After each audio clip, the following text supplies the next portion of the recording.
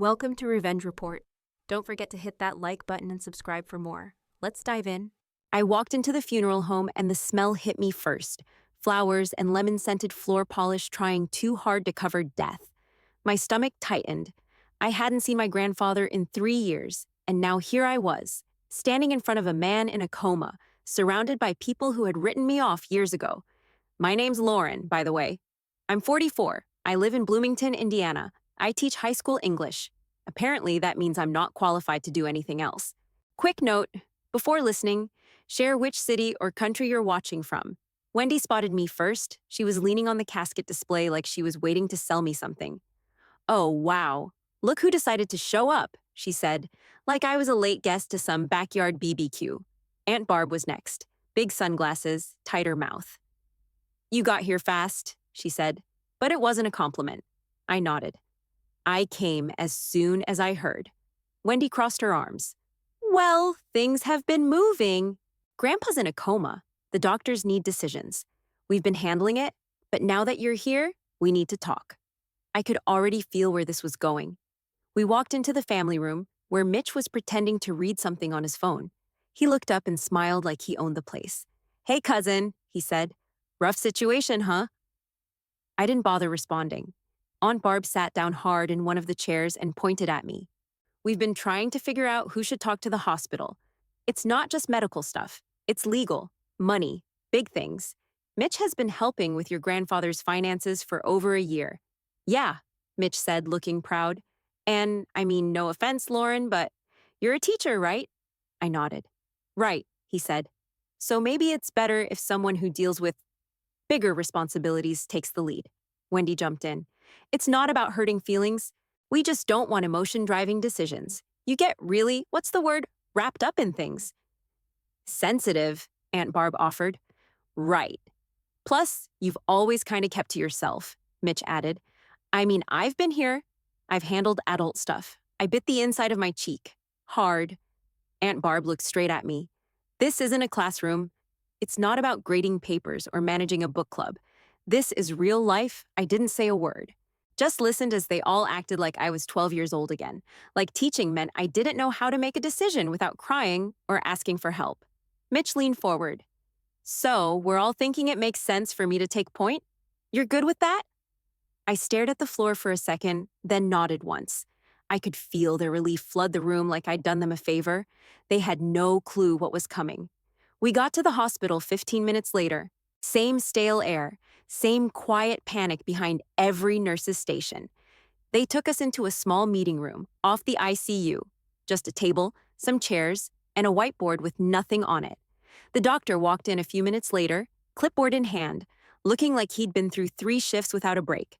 All right, he said. We need to clarify who has medical power of attorney for Mr. Connolly. We'll need a clear decision maker before we proceed with the next steps. Mitch sat up straight, like he was waiting for a curtain to rise. That's me, he said. I've been in charge for over a year now. Grandpa trusted me to handle everything. The doctor nodded and looked down at his papers. Okay, do you have documentation with you? I have access to it, Mitch said, waving his phone. I've been handling the financial stuff too. I didn't move right away. I let the silence hang for a second. Then I looked directly at the doctor. That's not correct, I said. Our grandfather signed over medical power of attorney to me. Back in February, Wendy let out a laugh, like she couldn't help herself. You're sure about that? Yes.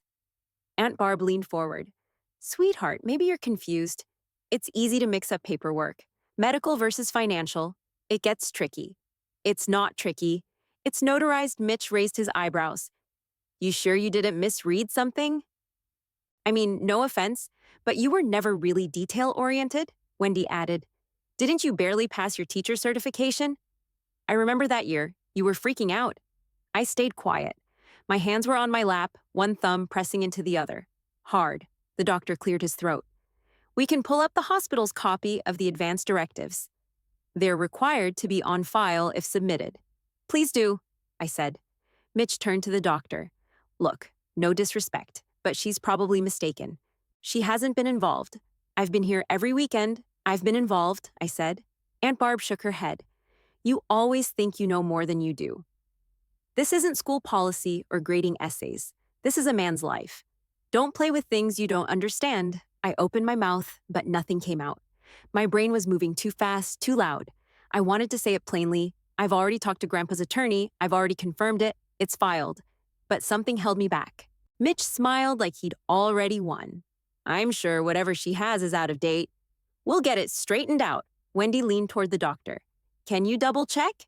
Because last we heard, Lauren hadn't even seen Grandpa in months. She probably got confused with something he said years ago. The doctor nodded. I'll have our legal department review the file. We'll pause major decisions until we confirm who has authority. I could feel my jaw clench, but I still didn't say it. I still didn't throw my weight around. It was like muscle memory. Take the hit, let them talk over you, keep the peace. Wendy sat back, grinning like this was a game she'd just won. Remember when she needed Mom to fill out her FAFSA and she still screwed it up? Mitch laughed. She always needed help. I mean, she's got a good heart, but come on. Aunt Barb smiled. Not everyone's made for leadership. I stood up. The doctor looked at me. I'll email you the documents, I said. Today. He nodded. Please do. The sooner we can verify, the better. I walked out of that room with my pulse in my ears. Every step down that hallway felt like dragging a boulder behind me. I could have shut it all down right then. I could have told them everything, but I didn't. Not yet. I sat in the hospital cafeteria with a cold coffee and a paper napkin balled up in my hand. My phone was buzzing with emails, but I didn't look at them. My mind had gone somewhere else, back to every holiday, every dinner, every fake smiling, passive-aggressive moment with my family. I remembered Thanksgiving, 2 years ago, at Wendy's house. She poured wine like she was hosting a charity gala, not heating up Costco sides in her tiny kitchen. I mentioned one of my students had won a state essay contest. She didn't even look up. Must be nice, she said, topping off Mitch's glass. Getting paid to babysit with benefits.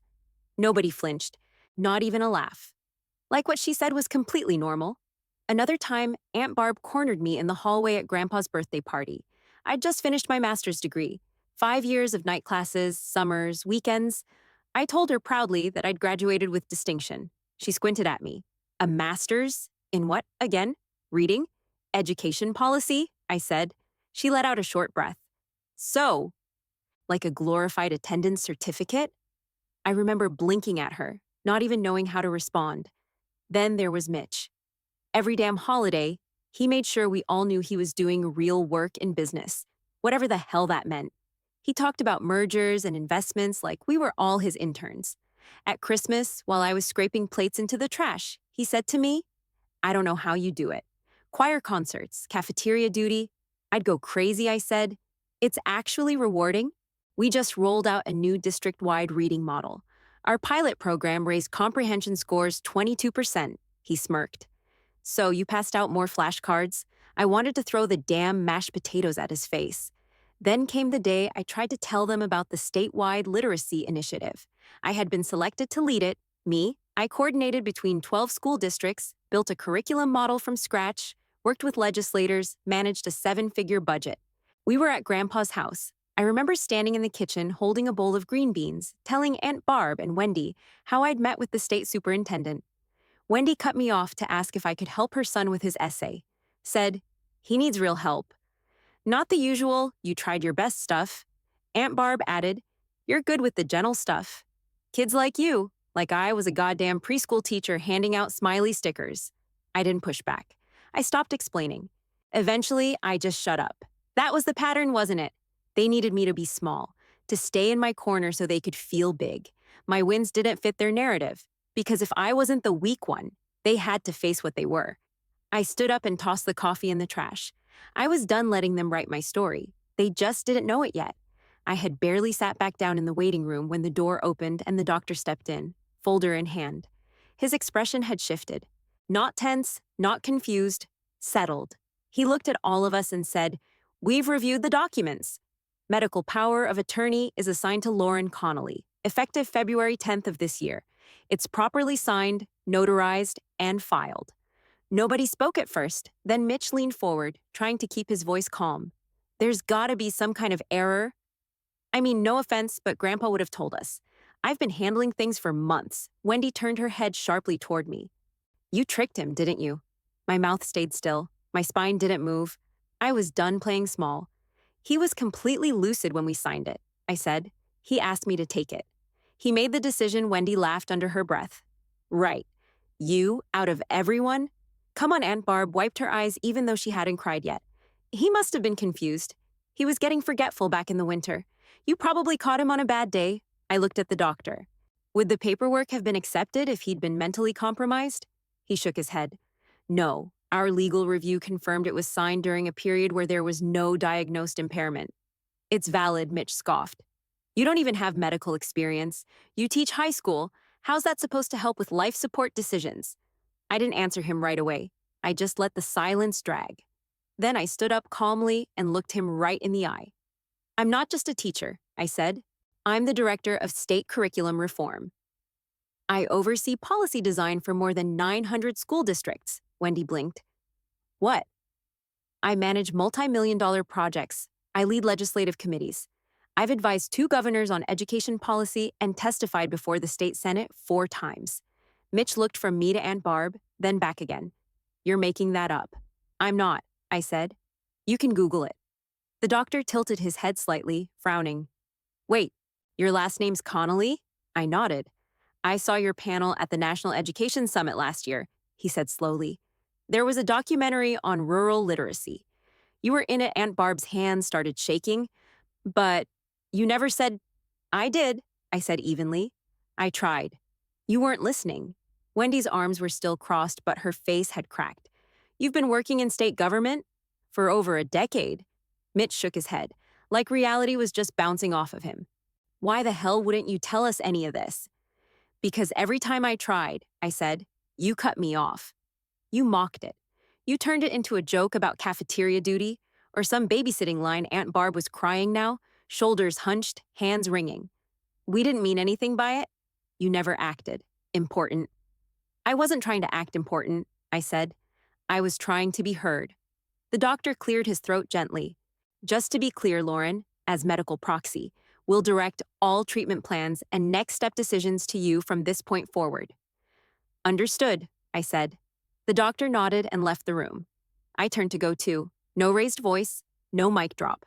Just the facts, finally laid bare in front of the people who had spent their lives convincing themselves I was small. Mitch still looked stunned. Wendy had sat down, like her legs gave out. Aunt Barb was whispering something under her breath, probably a prayer or an excuse. I didn't wait for the next round. I had a patient to take care of, and they had a new reality to sit with. I followed the doctor down the hallway toward the nurse's station. He turned slightly and said, let's set up a time to review options later today. I'll have my attending pull the records. I nodded. I've already requested a full neurological workup. And I contacted 2 specialists, Dr. Lanning at IU Medical and Dr. Figueroa from Chicago NeuroCare. Both agreed to consult. I'll cover any out-of-network fees. He stopped walking. You already contacted them? Yes, I said. Last night, after I reviewed his initial scans. He stared for a second, then nodded. All right, that changes our timeline. I'll make sure they're looped in today. By the time we got back to the waiting room, the others had barely moved. Mitch stood up as soon as I walked in. Okay, so what's the plan now? What are we actually doing? I pulled the folder from my bag and set it on the table. Grandpa's had 2 strokes in the last year. He's showing signs of declining neurological responsiveness. I've already cross-checked the imaging against similar case studies and spoken with 2 consulting specialists. Once we get updated scans, we'll evaluate next steps based on long-term prognosis. Mitch blinked at me. You did all that already? Yes. Wendy's mouth dropped open. How? When did you even? I've been managing his legal affairs for a while, I said. I've had access to everything. Mitch laughed, but it didn't sound real. Who told you to do all this? I mean, seriously, what made you think to prepare like this? I looked him straight in the face. Because I've been doing it. Quietly. For years, Wendy stood up, her hands clenched. So you just kept it to yourself? All of it? You didn't think we deserved to know? You never asked, I said. That's not the same thing, she snapped. No, I said. It's not. But it's the truth. Aunt Barb didn't speak, but she stared at me like I'd become someone else entirely. Maybe to her, I had. The doctor cleared his throat behind me. Lauren will review his current care plan in conference room B in about an hour. I'll have our neurologist present, and I'll notify the specialists you mentioned. I'll defer to your direction from this point forward. I nodded. I'll be ready. The doctor walked out. Nobody else moved. Wendy finally sat back down, hard. This is insane. You really just ran everything behind our backs? No, I said. I ran everything in front of you. You just weren't paying attention. Mitch sat down too, slower. You're not what I thought you were. I know, I said. None of you ever looked past what you needed me to be. I walked out of the room and didn't look back. I had real decisions to make, and for once, no one could stop me. I spent the next day in meetings with doctors, case managers, and specialists. Every time someone asked who to speak with, they looked straight at me, and every time I answered without hesitation. That part wasn't hard. The weird part came between the meetings. Those quiet moments in the hallway, or by the vending machine, or outside the room where Grandpa lay sleeping, tubes humming and monitors ticking. That's when they started showing up. One by one. Wendy came first. She stood beside me by the coffee cart like we were co-workers waiting on lattes. I had no idea you did all that, she said. Her voice wasn't sarcastic this time, just flat. I didn't respond. She cleared her throat. I mean, the state stuff, the curriculum work, the legislation, I guess I didn't picture that for you. I looked at her. I know. Why didn't you ever say anything? I did, I said. Plenty of times. Wendy shifted, like that answer made her uncomfortable. I don't remember that. You were too busy talking over me, I said. Every time I brought something up, you cut in with some story about your kid or made a joke or changed the subject. She stayed quiet. I stopped trying because it never made a difference. I added. She didn't argue. She just nodded softly and walked away.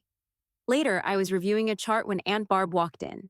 She sat across from me, holding a crumpled tissue in both hands like it was keeping her grounded. Her voice cracked. I honestly thought you were just happy doing your own thing. I figured you didn't have anything big going on. I didn't say anything. She kept going. I don't mean that in a bad way. We didn't think you were out doing anything important. That much was clear. She blinked fast, trying not to cry. We didn't mean to belittle you. We just thought you were simple. Because that's easier for you, I said. If I'm simple, you never have to feel bad about dismissing me? No, she whispered. It wasn't like that. It was exactly like that, I said. Every holiday, every conversation. If I said something meaningful, you changed the subject. If I shared a win, you made it into a joke. Aunt Barb shook her head, still clutching that tissue like it might save her. I guess I just assumed, if it was that important, you would have made us listen. I leaned back. You were never listening. That shut her up. I walked past her to check in with the neurologist. I didn't say it to be cruel. It was just the truth.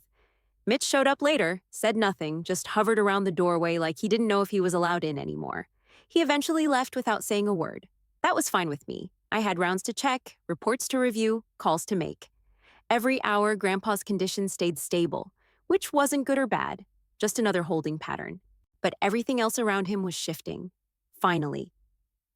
The people who used to fill the room with noise were suddenly quiet because the story they'd built around me didn't hold anymore.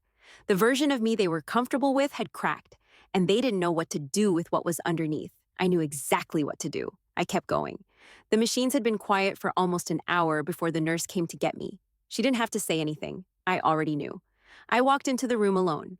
Grandpa's chest wasn't rising anymore. His mouth was slightly open, eyes closed like he was just sleeping off a long nap. I reached for his hand. It was still warm. We did everything we could. Consults, scans, daily checks. No suffering. Just the slow fate of a man whose body had finished before his mind gave up. I stayed there until they told me it was time. The funeral was held 2 days later at the same small-town funeral home where this all started. Same beige carpet, same fake flowers. Wendy walked up to me before the service started. Her voice was softer than usual. I was reading about that literacy program you mentioned. That's the one that won the award, right? I nodded. Yeah, we just renewed it statewide. She opened her mouth like she had more to say, but then she just gave a stiff smile and walked off. During the service, I sat in the front row, next to the casket. Mitch slid into the seat beside me halfway through the minister's reading. He leaned over and whispered, I looked up that testimony clip. The one where you spoke to the Senate? You were good. I mean, like, really good? I didn't look at him. Thanks. After a pause, he added, It's crazy we didn't know. I turned to him finally. I don't think you ever knew me. He didn't reply. After the burial, people filtered into the church basement for the wake. Casseroles, white paper plates, too many folding chairs. The usual. Cousins I hadn't seen in years asked questions with wide eyes. So, what do you actually do again? Are you in politics or something? I kept my answers short. Not rude, just flat. The room buzzed with shallow attempts at small talk, but no one knew what to say to me anymore. That was fine. I wasn't there to impress anyone. Eventually, I made my way back to the casket. The crowd had thinned out, most people already outside or in their cars. I stood there alone, looking down at the man who, flawed as he was, had done something no one else in that family ever did. Thank you, I said, for trusting me. For seeing it when nobody else would. The room was still. I didn't cry. I didn't smile either. I just turned around and walked out, leaving behind the noise and the fake warmth. 2 days later, we were all squeezed into a narrow conference room at Harris and Bell Law Group. Tan walls, fake plants, one dusty window. The air felt tight, like everyone was holding their breath. The lawyer, Mr. Corbin, sat at the head of the table with a thick folder open in front of him. He was old school, gray suit, wire glasses, careful voice. I was seated to his right. The rest of them were scattered around, pretending not to look nervous. Corbin cleared his throat. This reading concerns the last will and testament of Mr. Everett Connolly. All parties present are listed beneficiaries or next of kin. Nobody moved. He flipped a page and continued. Per the document dated June 3rd, I will begin with the appointment of executor. Mr. Connolly named Lauren Connolly as sole executor of the estate. Wendy's mouth opened before her brain caught up. Wait, just her? Mitch leaned forward. Hold on. Are you sure that's right? She's the only one? Corbin looked up. Correct. That designation is valid, notarized, and legally binding. Mitch let out a short, bitter laugh. Wow. Okay, Wendy was shaking her head slowly. That makes no sense. He barely even saw her these last few years. Corbin ignored the interruptions and pulled out a sealed envelope. Mr. Connolly left a personal letter to be read aloud. It is addressed to Lauren, but he asked that it be shared with all of you. I didn't know that part. My hands went cold in my lap. Corbin opened the letter and began reading. Lauren, if they're all sitting there while you hear this, good. Let them listen. I've made a lot of mistakes in my life, but not naming you as my medical proxy and now executor was not one of them. I saw what you were doing, even when they didn't. I knew how hard you worked. I knew how damn sharp you are. You didn't need to parade it around. You never needed applause. Mitch shifted in his seat. Wendy's eyes were locked on the table. To the rest of you. You treated her like a footnote. You never asked, never listened. You chose comfort over truth. That's willful blindness. That's selfishness. I saw it and I didn't always stop it. For that, I'm sorry. I'm proud of Lauren. I was proud every time her name was in a headline or mentioned in a meeting. I knew she'd carry more than her share, and she did. The room felt frozen. You wanted to believe she was small because it made you feel big. That's on you? But not anymore. Corbin paused. The silence that followed was heavy enough to crush the air. He turned the page. Now for the distribution of the estate. Mitch leaned forward again, a tight smile forming. Let's just get through it. Corbin didn't smile back. The estate, including all property, accounts, and investments, valued at just over $3 million, has been left in full to Lauren Connolly. Aunt Barb gasped. Wendy's voice broke. All of it? There are also donations to 3 charities, Mr. Connolly supported Meals on Wheels, the local Veterans Center, and the Monroe County Literacy Fund.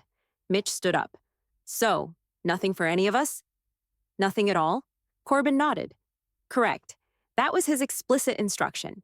His exact words were, they had their chance to value her. They chose not to. I won't reward that. No one spoke. Wendy looked at me like she couldn't recognize my face. Aunt Barb had started crying again. I didn't say a word. I didn't move. I just sat there, quiet, as the lawyer folded the letter and slipped it back into the file. The room didn't stay quiet for long. Mitch slammed his hand down on the table. This is insane. He was sick. He wasn't thinking clearly. There's no way he meant to cut all of us out. Wendy's voice cracked as she stood. $3 million and we get nothing? After everything? You had to know he was planning this. Aunt Barb just stared at me, eyes wet, lips moving but no sound coming out. I didn't flinch. Mitch turned on the lawyer. There's gotta be something we can contest. Some technicality Corbin didn't even look up from his paperwork. You're free to seek outside counsel. But the documents are airtight. Wendy spun toward me. Why didn't you tell us who you really were? I looked her straight in the face. I tried. You just weren't listening. That landed like a slap. I stood up slow and calm like I had all the time in the world. No rush, no heat, just done. Behind me, they were still arguing, voices rising, talking over each other, scrambling to rewrite a story that had already ended. I walked to the door and didn't look back. Outside, the air was hot but clean.